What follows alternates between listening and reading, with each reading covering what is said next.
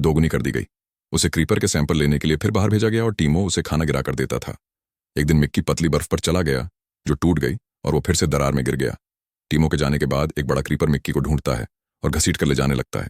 थोड़ी ही देर में सभी छोटे क्रीपर बच्चे उसे घेर लेते हैं और उसके हाथों को हल्के से चबाते हैं। माँ क्रीपर उसे दरार से बाहर खींचती है और कुछ अजीब आवाजें निकालती है जिन्हें मिक्की दोहराता है।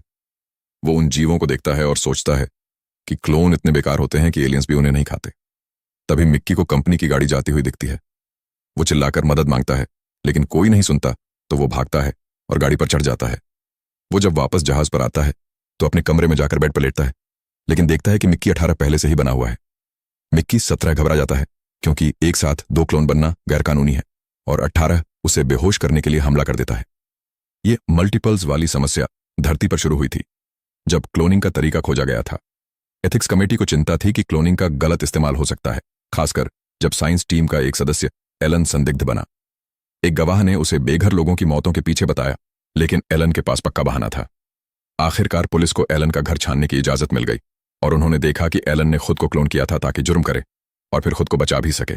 जब 2 एलन को पुलिस ने पकड़ा और पूछताछ की तो तीसरा एलन बाहर और लोगों की हत्या कर रहा था। वो तीसरा एलन भी पकड़ा गया और फिर इस अनोखी हालत पर कानून कैसे लागू किया जाए इस पर बड़ी बहस हुई। चर्च ने मल्टीपल्स के खिलाफ बोला। उनका मानना था कि एक आत्मा को सिर्फ एक शरीर मिलना चाहिए, पर साइंस टीम को लगा ये तकनीक बेकार नहीं जानी चाहिए। केनेथ ने बहस में कहा कि प्रिंटेड शरीर पाप हैं, लेकिन अगर भलाई के लिए हो तो ठीक है। इसी तरह उसने एक्सपेंडेबल प्रोग्राम शुरू किया। एक प्लेनेट पर सिर्फ एक एक्सपेंडेबल हो और अगर मल्टीपल्स हुए तो सारे क्लोन को मार दिया जाए। वर्तमान में मिक्की 17 की आंख खुलती है और देखता है कि 18 उसे एक ट्रॉली में डालकर कहीं ले जा रहा है। उसे याद आता है कि नाशा ने कहा था कि हर मिक्की थोड़ा अलग होता है और 18 ज्यादा हिंसक लगता है। जब वो दोनों साइकिलर रूम में पहुंचते हैं तो 17 पीछे से हमला करने की कोशिश करता है लेकिन 18 उसे देख लेता है और पीटने लगता है। 17 को साइकिलर के मुंह पर धकेल दिया जाता है और वो समझौता करता है कि दोनों बारी बारी से मरेंगे और शिफ्ट बांट लेंगे। 18 को लगता है कि 17 मौत से डरता है, जबकि वो कई बार मर चुका है इसलिए उसे समझ नहीं आता। हालांकि 17 बहुत भावुक स्पीच देता है कि वो दोनों अलग हैं, फिर भी 18 उसे अंदर धकेलने की कोशिश करता है। तभी किसी के आने की आवाज आती है और दोनों मिक्की छिप जाते हैं। वो टीमो है जो छुपकर क्रू मेंबर्स को ऑक्सोफोल नाम की ड्रग बेच रहा है। खरीदार के जाने के बाद 18 बाहर आता है और टीमो को पीटने लगता है कि उसी की वजह से उसकी जिंदगी खराब हुई। 18 टीमो को साइकिलर में धक्का देने की कोशिश करता है लेकिन तभी 17 उसे रोकने के लिए उस पर कूद जाता है। 17 अपने दोस्त को बचाने की कोशिश करता है लेकिन 18 उसे फिर से दूर धकेल देता है। दोनों क्लोन आपस में मुक्कों से भिड़ जाते हैं और फिर 18 एक गर्म लोहे की छड़ उठा लेता है मारने के लिए। तभी फिर से नाशा और सिक्योरिटी हेड जीक कमरे में आ जाते हैं।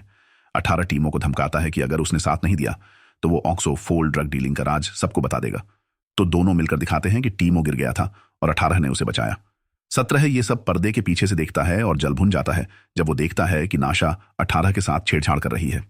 वो उनका पीछा करने जाता है लेकिन चर्च का एक प्रतिनिधि उसे रोक लेता है और कंपनी के मैस्कॉट के साथ फोटो खिंचवाने को कहता है। वो ये भी बताता है कि मिक्की को केनेथ और एलेफे के साथ प्राइवेट डिनर जीतने का मौका मिला है। जैसे ही मिक्की बैठता है वो जबरदस्त खाना खाने में लग जाता है।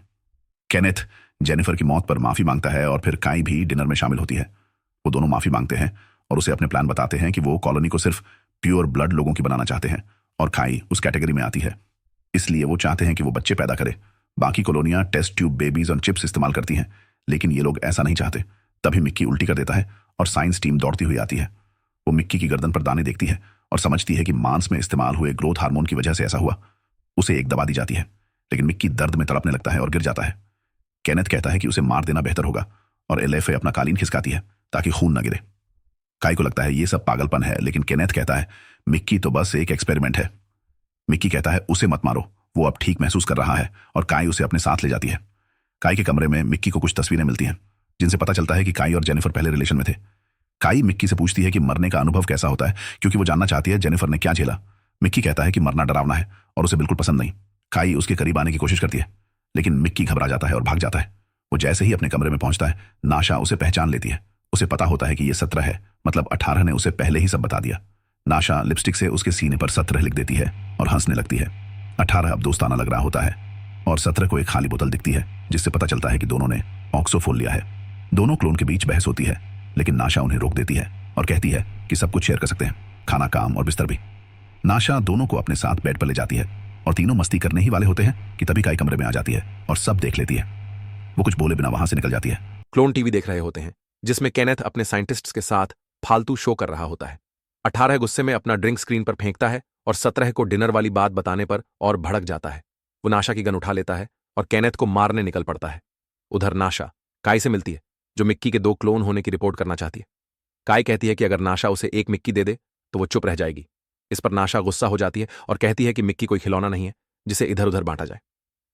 तभी 18 वहां से दौड़ता हुआ निकलता है और 17 भी उसके पीछे भागता है और दोनों लड़कियों को बताता है कि 18 के पास गन है। कैफेटेरिया में एक मशीन एक बड़ी चट्टान को काट रही होती है जिसके अंदर से काला हीरा निकलता है। 18 भीड़ में छुप जाता है और गोली चलाने ही वाला होता है कि तभी एक केनेथ फैन उसे पकड़ लेता है। उसी वक्त चट्टान से एक क्रीपर बाहर आता है और पूरा माहौल पैनिक में बदल जाता है। लोग भागने लगते हैं और केनेथ टेबल पर चढ़कर आदेश देने लगता है कि उसे जिंदा पकड़ो। साइंटिस्ट हजमत सूट पहनकर क्रीपर के पीछे भागते हैं लेकिन पकड़ नहीं पाते। केनेथ